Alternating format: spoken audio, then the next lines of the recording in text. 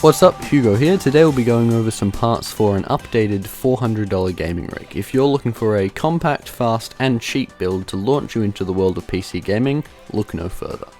With that said, let's start off with the CPU, the AMD Athlon X4 860K. The main reason I've chosen this over Intel's G3258 is because of its core count.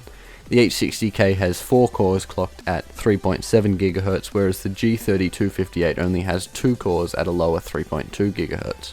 In most games, the G3258 does perform marginally better than the 860K, however some modern AAA titles, Far Cry 4 for example, don't actually run on 2 cores, and that's the reason I've gone with the 860K.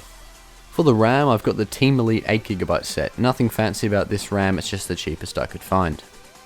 For the GPU, I've chosen an EVGA GTX 960 Superclocked Edition. This part was another hard choice. I was considering going full AMD with the R7 370, and while it did have better performance on paper, the real-world tests were disappointing.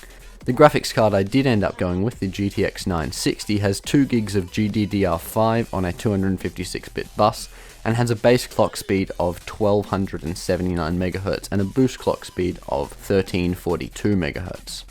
The motherboard of this system is a Gigabyte motherboard, and its ridiculously strange name will be on the left of the screen right now.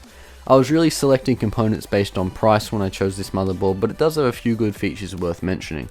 It has 2 USB 3 ports at the rear and will also support multiple displays and also Gigabyte's own dual BIOS feature. Taking a look at the storage now, I've gone with a standard 1TB hard drive, this time from Seagate. You could splash out for an SSD if you had the cash, but I'm trying to keep the price down with this build, that's the reason we've only gone for a hard drive. For the case, I've chosen a Thermaltake V3 Black, and it really is great value for the money. This case will house 4 3.5 inch drives and another 4 larger 5.25 inch drives. It also has 2 front USB 3 ports and a 3.5mm audio jack on the front. Finally, for the power supply, I've gone with a really cheap 430 watt power supply. I'm sure there'll be some people that aren't so happy about this choice, but we really don't need more than 430 watts for this system, and it should do us fine. So there you go, those are all the parts for this build. There'll be some numbers on screen right about now, so you can get an idea of the real world performance of this machine and how it's likely to perform in games.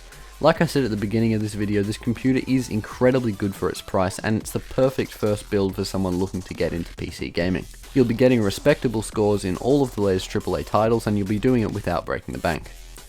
So that's pretty much it for this video. I hope you've enjoyed and you've got something out of it. If you have, please consider subscribing, it helps me out heaps and doesn't cost you a cent. Anyway, I've been Hugo for Retro Electric, thank you for watching.